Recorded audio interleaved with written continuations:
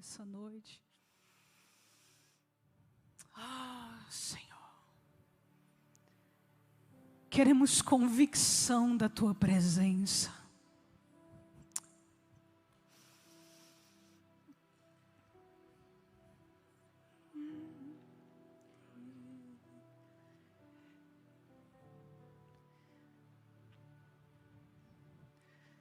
Teu é o reino, Teu é o poder e Tua é a glória para sempre. Amém.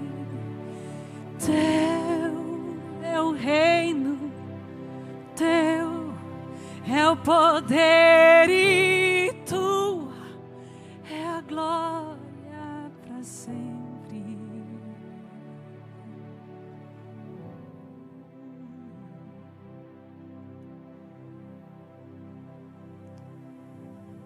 Te amamos, Deus. Existe um altar no nosso coração. E esse altar tem um trono. E nesse trono só o Senhor pode se assentar. Que tudo que compete com a sua presença dentro de nós seja arrancado.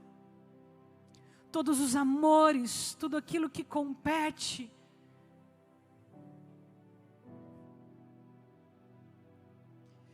Tudo aquilo que compete com o amor que temos pelo Senhor. Se tem algo que o Senhor sempre falou em toda a sua palavra não adorem outros deuses, somente ao Senhor teu Deus adorarás e somente a Ele darás culto. Amarás o Senhor teu Deus de todo o teu coração, com toda a tua alma, com toda a tua força, com todo o teu entendimento.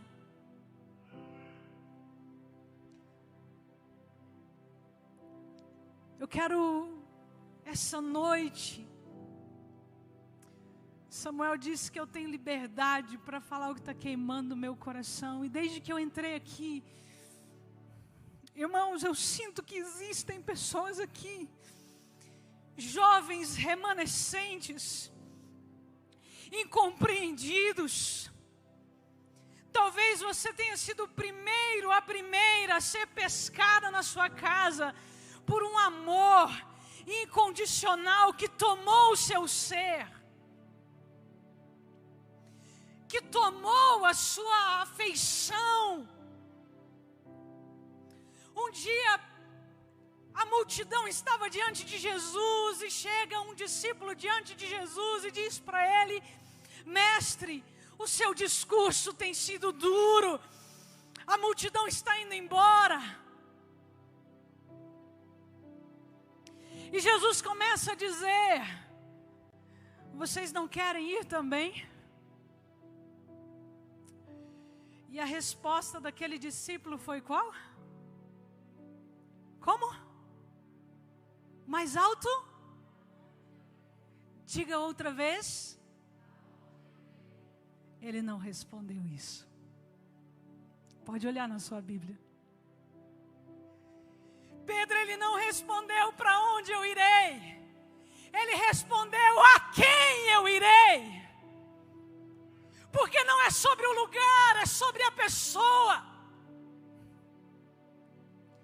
Não é sobre o lugar. Um dia uma mulher na beira do poço pergunta para ele: tu és realmente o profeta? Eu entendi que você é o Cristo, que você é o Filho de Deus.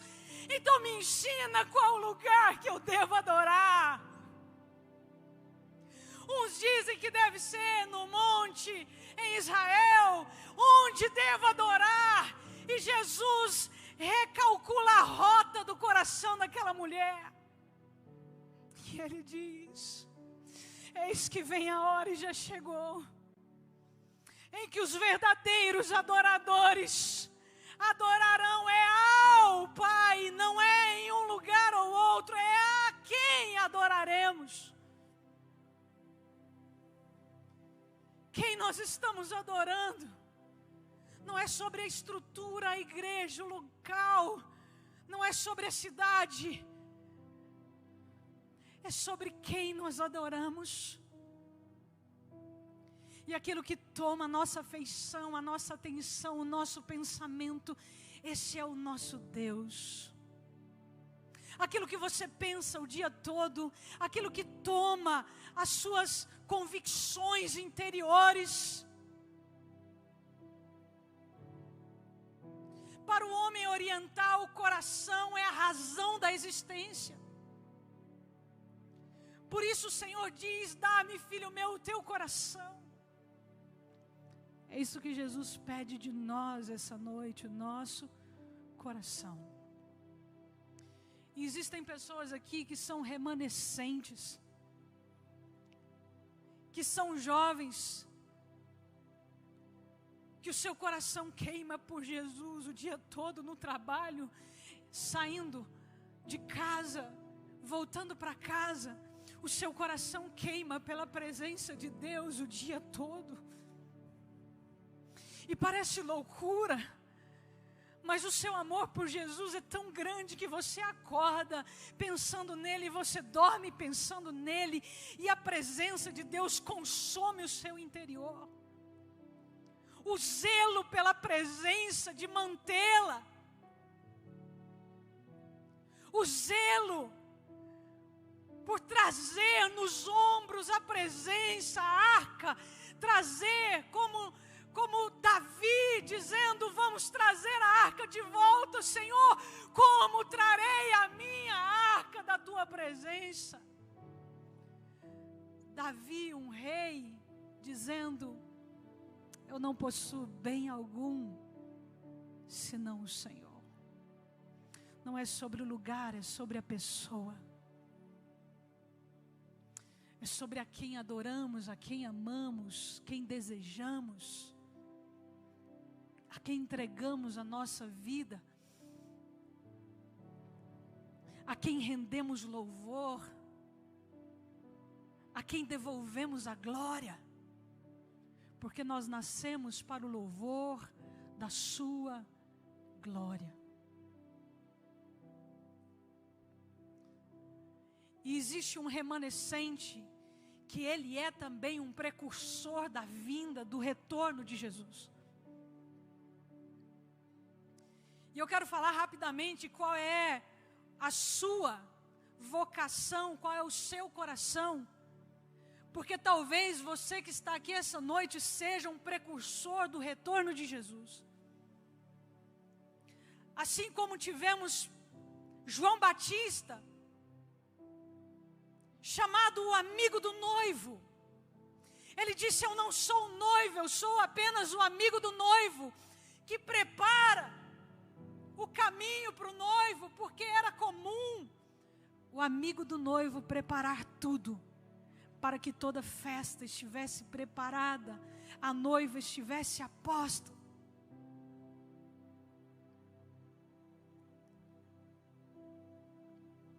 Então o noivo podia chegar, porque o amigo do noivo já tinha preparado todas as coisas. Sabemos que o amigo do noivo hoje é o Espírito Santo que nos habita. O Espírito Santo que prepara o caminho para o retorno de Jesus, para casar com a sua noiva, com a sua igreja. Mas o Espírito de Deus nos habita. E Ele levanta homens e mulheres com esse peso, com esse encargo no coração, de não viver uma vida comum, de não viver uma vida a qualquer maneira, de não viver um namoro comum, de não viver um fechar de negócio comum, um trabalhar de forma comum, um estudar de forma comum.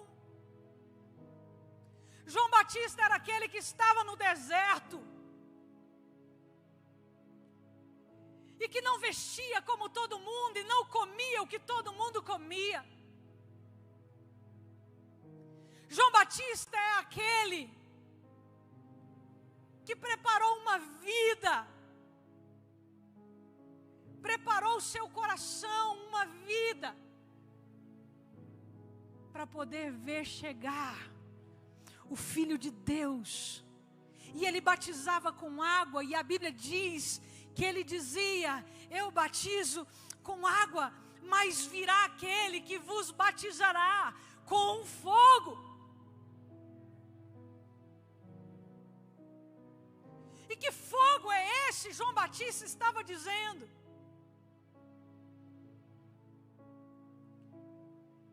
Ele dizia: vocês estão achando, quantos vinham para batizar por causa de um ritual. Na versão A Mensagem, João Batista vai dizer assim: vocês estão vindo para um batismo na água, achando que só mergulhar é como um trocar de pele de cobra, raça de víbora. Eu batizo com água, mas virá aquele que vos batizará com fogo. Porque ele estava chamando aquelas pessoas de raça de víbora.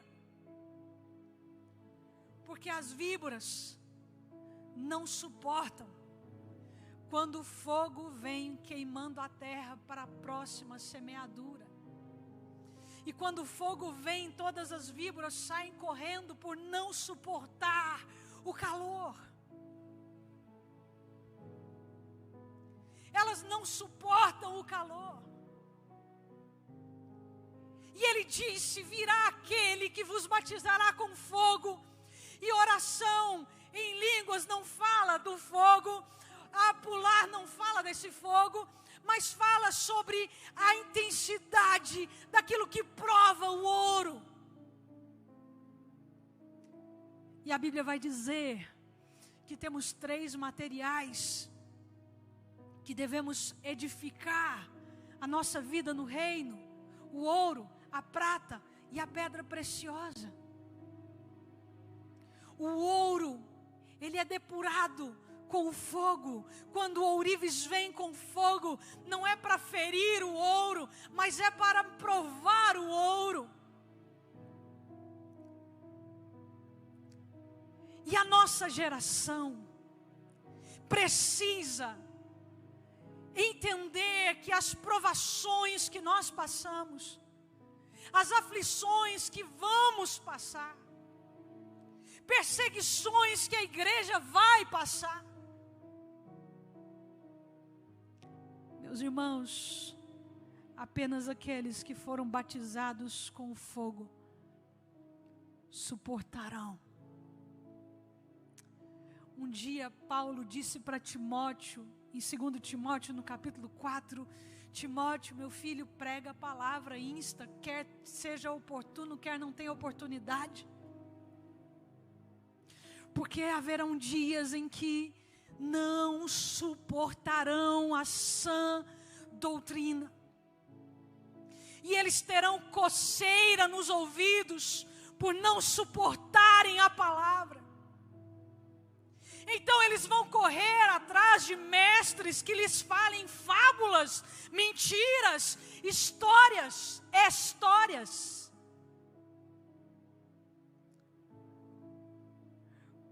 Porque haverá uma geração que vai procurar. Nós estamos nessa geração, gente. Traduzindo para a linguagem de agora, Timóteo, haverá uma geração que apenas com um clique, apenas com um dedo, apenas com um tocar em uma tela, vai conseguir selecionar o que eles querem ou não ouvir.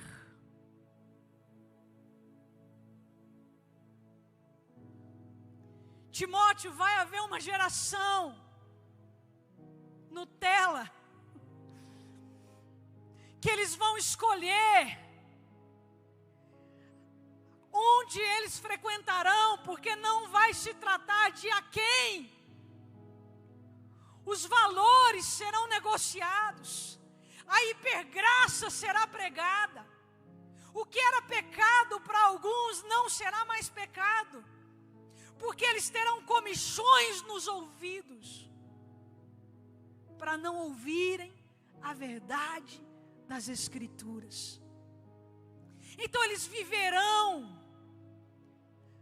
porque no Antigo Testamento era tudo externo, era necessário. Se era pego alguém em adultério, essa pessoa era trazida na frente de todos e era apedrejada até a morte. Mas com a vinda de Jesus, agora tudo foi para o interior. Existem pessoas que vão viver uma espiritualidade de fachada e vão procurar pregadores, ministros que façam todos os rituais, que lhe dê convicções de que elas vão para o céu.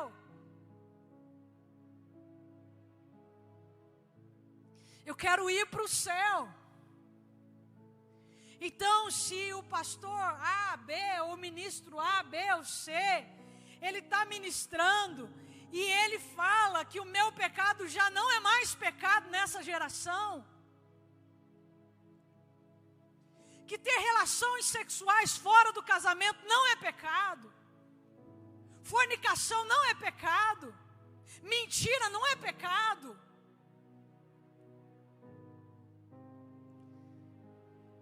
Vai haver pregadores que vão relativizar a verdade, como se a verdade pudesse ser relativizada. Então as pessoas vão começar a, por um clique de celular, Timóteo prega a palavra.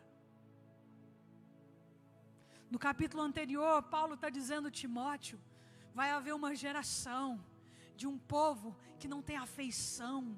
Segundo Timóteo capítulo 3, um povo que não tem afeição, um povo atrevido,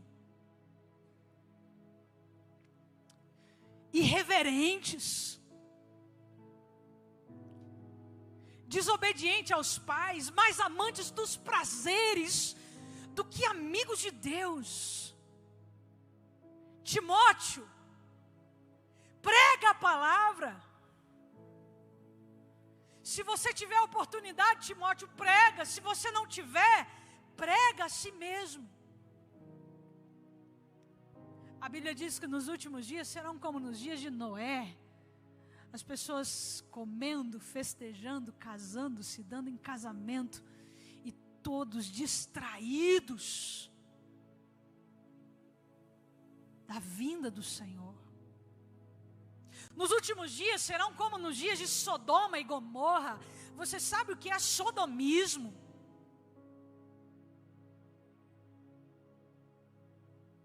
Você já leu Romanos no capítulo 1? Quando ele diz que o juízo de Deus é deixar que os homens sejam entregues aos seus próprios prazeres. E que o juízo de Deus é você pode fazer o que você quiser. Então os homens se dando em prazeres com outros homens, mulheres com outras mulheres, e Deus não intervindo mais.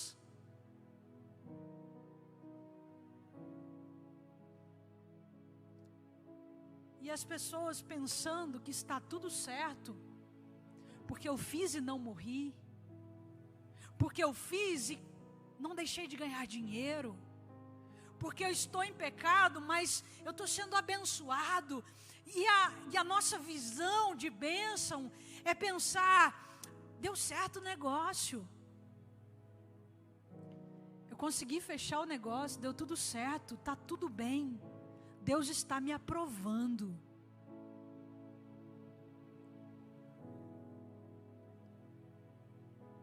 Mas existe uma geração, meus irmãos, de remanescentes. E esses remanescentes são aqueles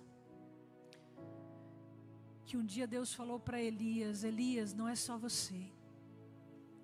Tem mais 7.000 que não se dobrou diante de Baal.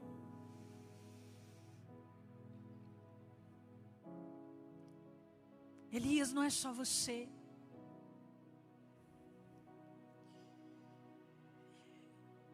E lá em 2 Timóteo, no capítulo 4, Paulo diz assim: Timóteo, meu filho, é chegada a minha hora, eu já estou sendo entregue por libação.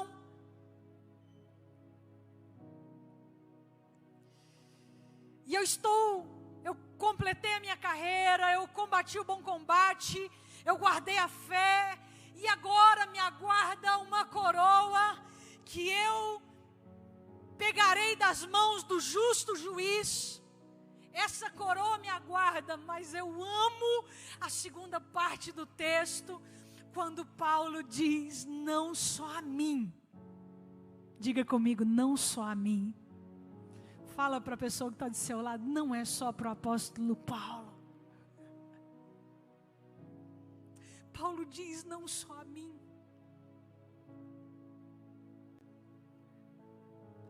Mas a todos os que amam a vinda de Jesus. A pergunta que eu te faço essa noite: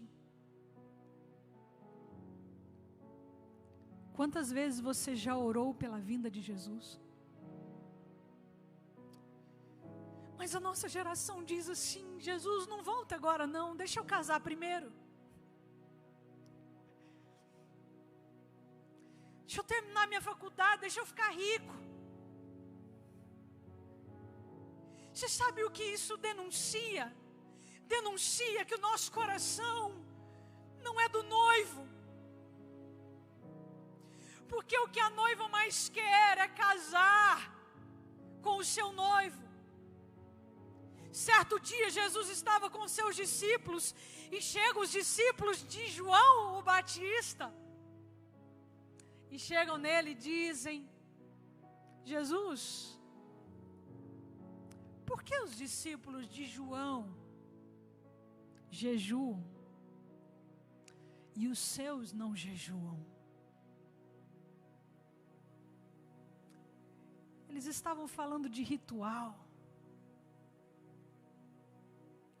Eles estavam falando de uma prática comum desde a antiguidade no judaísmo. Eles estavam no que e no onde.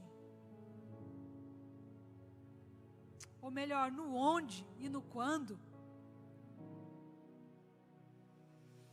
E Jesus olha para eles e diz assim: por acaso podem estar tristes os convidados?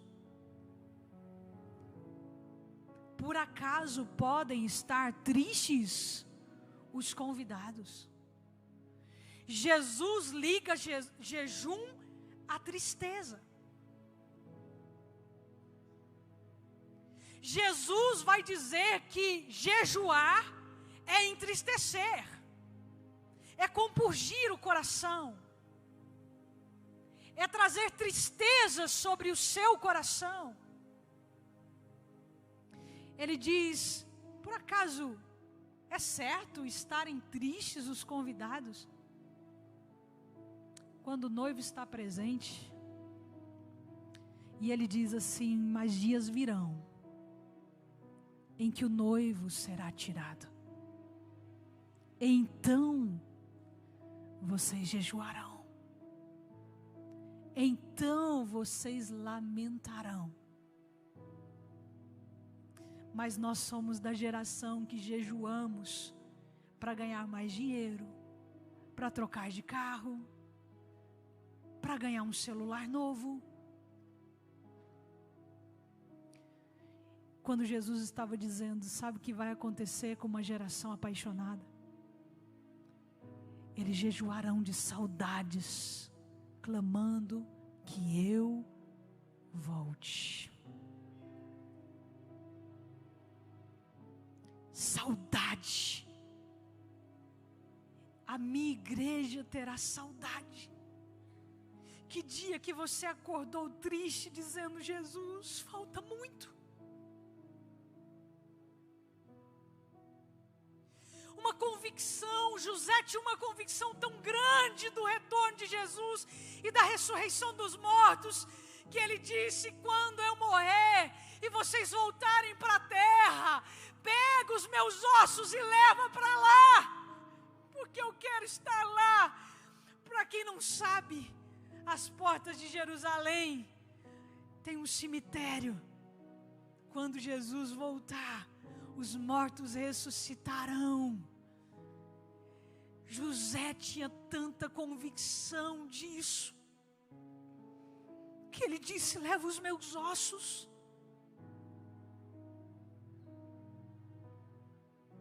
Qual a sua convicção de que a presença de Deus é o seu maior amor? É aquilo que você abre mão do que é necessário.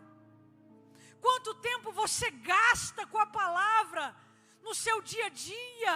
Quanto tempo você gasta na oração, na sua vida de devoção, em silêncio na presença de Deus, sem pedir nada, apenas cultivando a presença dEle? Senhor, eu sei que o Senhor está aqui.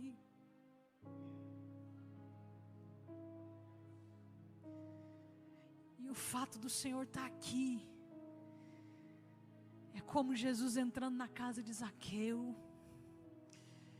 É como Jesus encontrando Samaritana.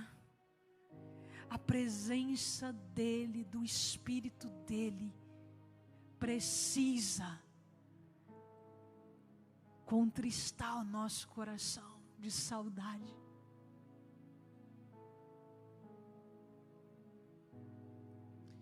Jesus não está aqui agora apenas o seu Espírito, amigo do noivo. Ele disse: eu vou para o Pai, mas eu volto.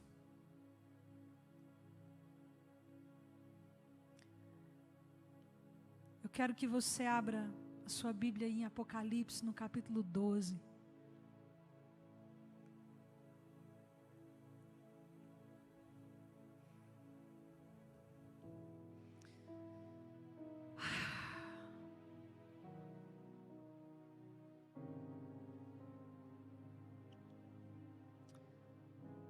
Não é para onde iremos, é a quem iremos. Muitas vezes nós procuramos a palavra em lugares, mas a palavra é em Cristo.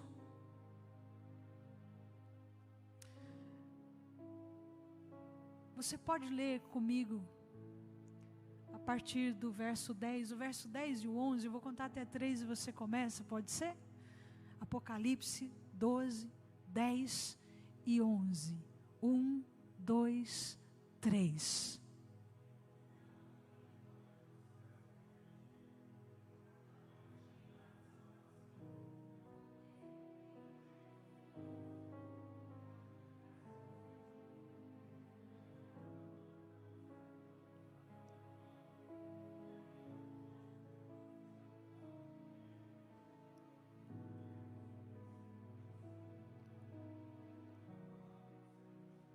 Uau! Uau!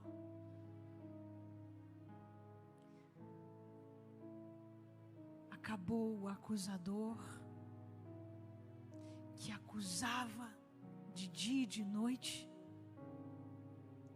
e eles venceram pelo sangue do Cordeiro, dando testemunha, e não amaram a sua vida até a morte. Mas Timóteo, nos últimos dias as pessoas serão mais amantes dos prazeres do que amigos de Deus. Mas os remanescentes são esses que venceram pelo sangue de Jesus. Eles venceram o acusador pelo sangue de Jesus e pelo testemunho da sua palavra. Jovens, eu vos escrevi porque sois fortes e a palavra de Deus permanece em vós. Porque esse é o que ama o Senhor, aquele que guarda as minhas palavras, diz o Senhor. Esse é o que me ama.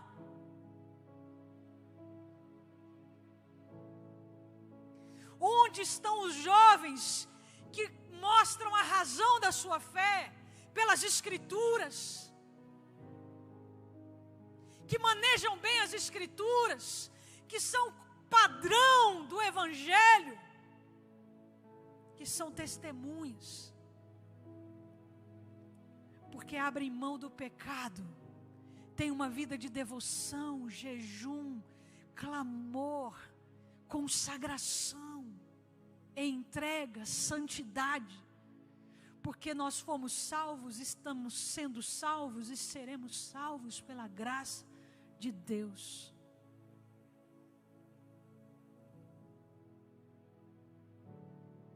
E quantas vezes nós nos acostumamos com a presença de Deus? O fogo vem.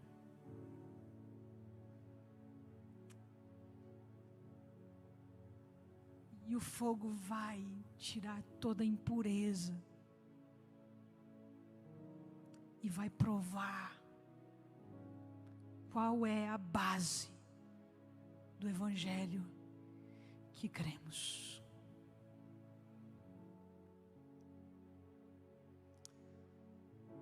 Não é onde, é quem.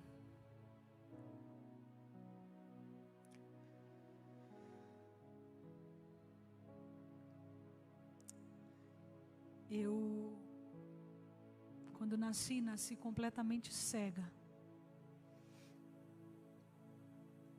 Os médicos disseram para meus pais que eu nunca iria enxergar. E sabe, naquela situação, a nossa casa começou a ser provada. Com a adversidade, com as aflições. O médico disse para os meus pais que eu nunca iria enxergar. E Deus trouxe uma palavra.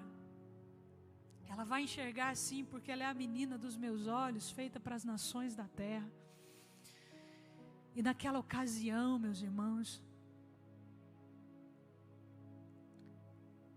ou os meus pais se fortaleciam na força do Senhor,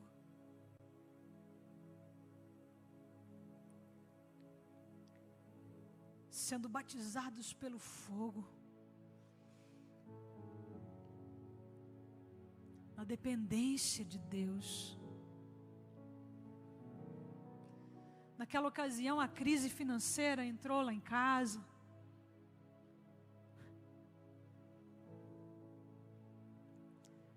Me perdoe se não é uma afronta.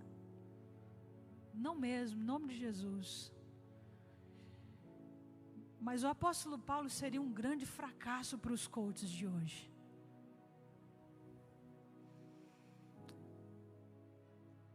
Foi preso. Passou fome, foi açoitado. Passou vigílias de noite, jejuns.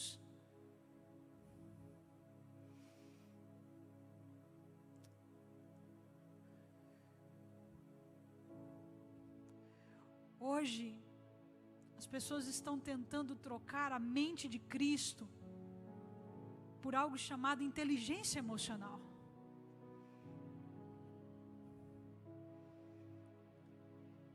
E deixa eu dizer algo. A mente de Cristo é tudo que você precisa. Porque o Senhor disse: pensai nas coisas do alto e não nas que são aqui da terra. Quando vocês forem orar, orem assim: seja feita a sua vontade, assim aqui na terra como ela é feita no céu. E Ele disse que nós estamos assentados à direita do Pai nas regiões celestiais em Cristo Jesus. Não é sobre inteligência emocional, meus irmãos.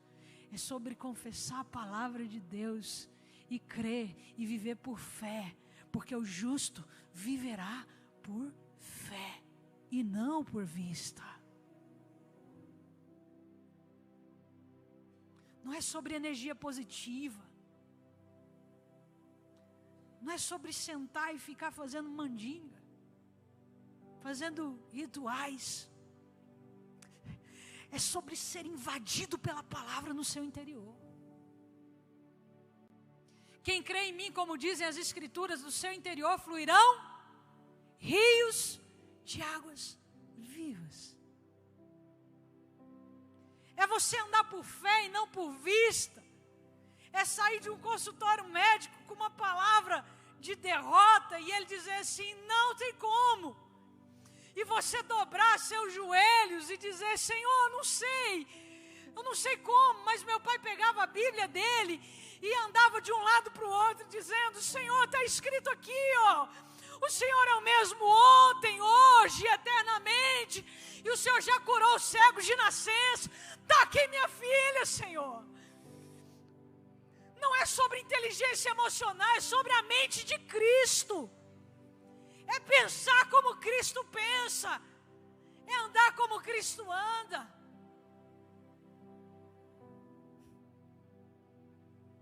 É ter a própria fé de Deus.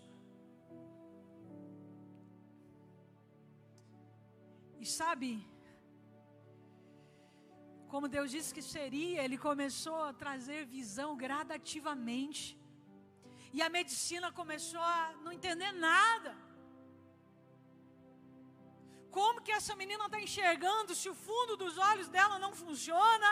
Um dia eu cheguei no médico, ele disse, eu não sei como é que você está enxergando, o fundo do seu olho não enxerga, você não tem cristalino, você não tem pupila, você não tem... Falei, o que eu tenho, doutor?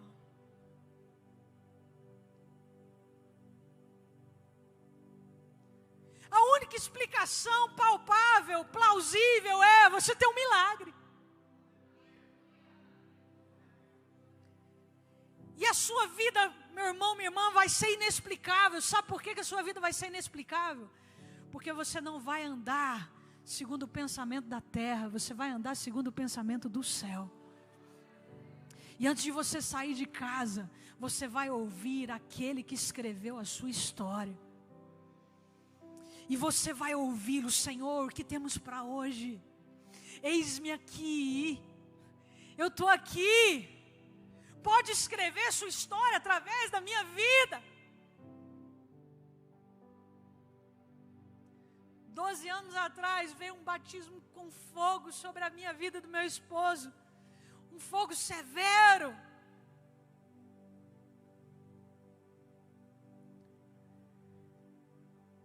Gestante do nosso primeiro bebê, o Estevão.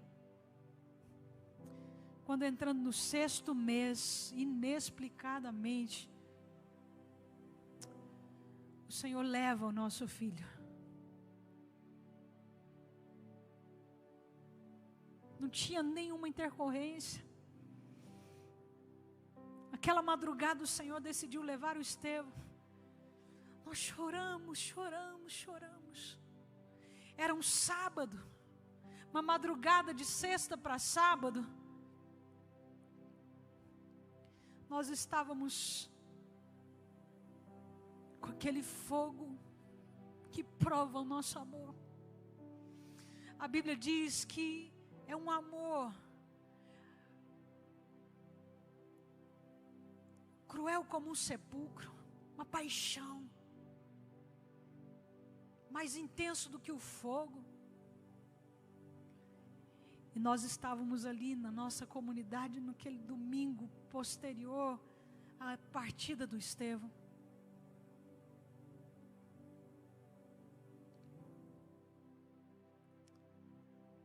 Miguel e eu subimos pela graça de Deus e começamos a ministrar. Mais perto quero estar, meu Deus, de ti, ainda que seja dor que me una a ti. E aí a gente pensa, que saúde saúde emocional. Que inteligência emocional. Não, meus irmãos. É porque o meu Cristo um dia disse: Senhor, se for possível, passe de mim esse cálice. Contudo, que seja feita a sua vontade e não a minha. Ninguém é inteligente e emocional o suficiente se não for com a mente de Cristo. 7 anos e meio atrás, 3 meses de gestação, o Senhor leva o nosso segundo bebê.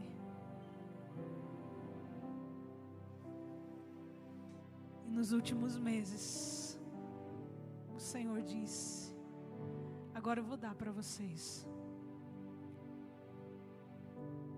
o bebê que é para vocês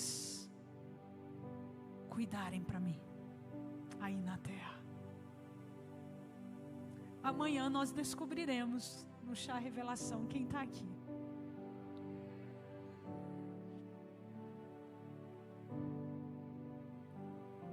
Existem pessoas que estão amarguradas com Deus. Nery, como é que está a sua visão hoje?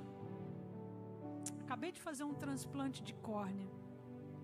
Minha córnea faliu. Estou esperando o resultado do transplante, que vai uns 3 meses. Nery, quanto que você está enxergando agora, nesse momento? 3%.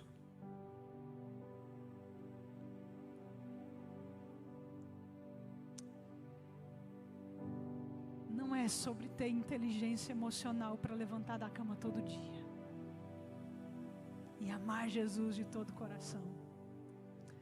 Sobre ter a mente de Cristo e pensar nas coisas do alto. É sobre amá-lo acima de todas as coisas.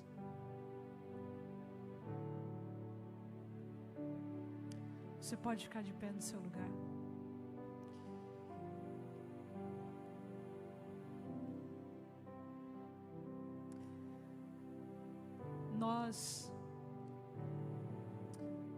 Interessante que quando a minha córnea começou a falir,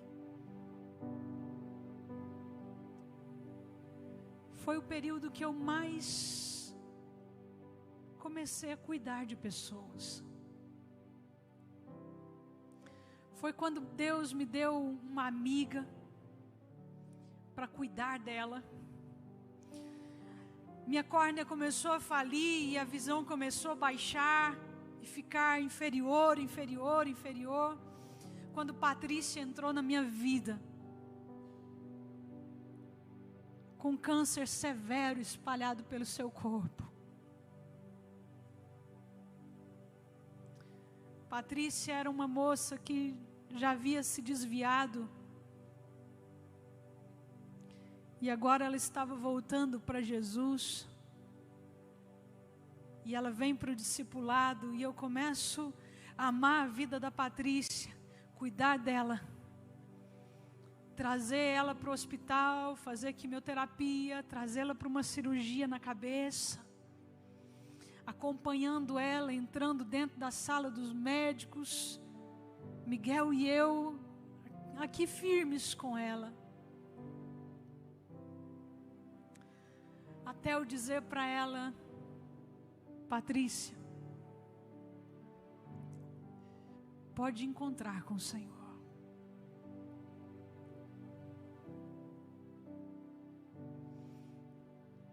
Vocês não fazem ideia o que é preparar alguém para o encontro de Jesus. Alguém que estava indo apaixonada por Jesus. E que sua última noite no hospital foi um culto naquele hospital que eu levei o violão. Começamos a adorar Jesus e naquela madrugada ela foi ao encontro dele. Paralelo a isso, uma grande amiga se converte. com o mesmo quadro de câncer, cuidando dela, ensinando, discipulando, falando sobre Jesus, até que ela fosse encontrar com Jesus. Porque essa palavra de Paulo para Timóteo, ela é para mim e para você. Pregue o evangelho em tempo e fora de tempo. Nessa ocasião, o Senhor nos deu uma associação chamada SOSO, que significa cura, libertação e salvação. Lá nós cuidamos de crianças,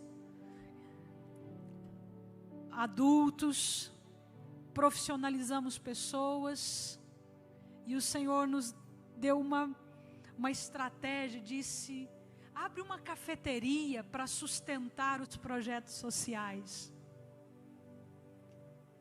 Meus irmãos, na força do Senhor, nós abrimos uma cafeteria na cidade, e o café começou a ser um lugar de encontro da cidade. Inclusive, quando você passar pela cidade de Morrinhos, quando você estiver indo para aquela semana que você vai ter lá no resort, lá no Rio Quente, passa por Morrinhos e toma um café no SOSO Café. Nessa ocasião, talvez você esteja passando por tempos mais difíceis da sua vida. Comece a frutificar e olhar para Ele, porque enquanto você está na presença dEle, Ele está movendo em seu favor. Eu não esperava engravidar agora. O transplante saiu, fiz o transplante, quando cheguei descobrimos que estou grávida. Enquanto trabalhamos, o Senhor trabalha em nós. Se você quiser abençoar a associação, nós trouxemos alguns livrinhos ali, que é o que mantém os projetos, ajuda a manter os projetos. Mas eu quero fazer um apelo para você essa noite. Se você sente que você é um remanescente, Senhor, meu coração, ele queima pela sua presença. Eu entendo que a nossa relação não é uma relação comum. Eu quero que você saia do seu lugar para nós orarmos juntos aqui. Porque o Senhor está levantando pessoas aqui que vão anunciar uma palavra para o tempo do fim. E a palavra que Deus vai colocar na sua boca é uma palavra sobre santidade, renúncia e entrega. Não é uma palavra que todos gostarão de ouvir, mas a sua vida vai anunciar uma palavra que quem tem coceira nos ouvidos não suportará. E talvez você tenha até lutado contra esse queimar no seu coração. Mas você sabe que é você essa pessoa. Se você está aqui essa noite e entende que você é um remanescente ou uma remanescente, eu quero te convidar a sair do seu lugar. O remanescente é aquele que não tem medo da sua cabeça estar em uma bandeja, como João Batista. Não tem medo de ser criticado. Talvez você tenha muito medo das críticas. Talvez você tenha medo da rejeição. Talvez você tenha medo de falar uma palavra sobre santidade e as pessoas não quererem ficar perto de você. Mas deixa eu te falar, o Senhor quer levantar pessoas que têm essa palavra na boca, que preparam outras pessoas para o retorno dele. Prepara outras pessoas para que ele venha. Talvez a sua vida que vai ser um arauto, aquele que vai proclamar a palavra pura, o cristianismo puro, o evangelho puro, sem fermento. E talvez você esteja dizendo: Senhor, o que eu preciso abrir mão hoje para viver esse estilo de vida que o Senhor está me convidando?